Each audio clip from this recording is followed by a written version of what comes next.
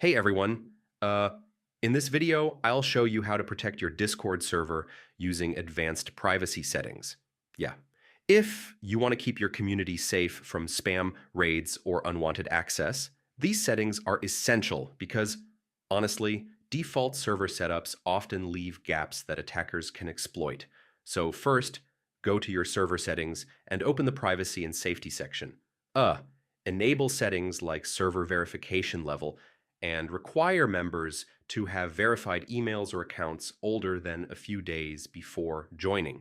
Next, configure role-based permissions carefully.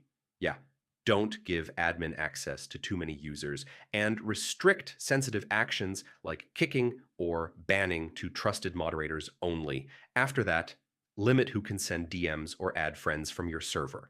Uh, these options reduce spam messages and prevent potential harassment from outsiders. Also, enable two-factor authentication for staff accounts.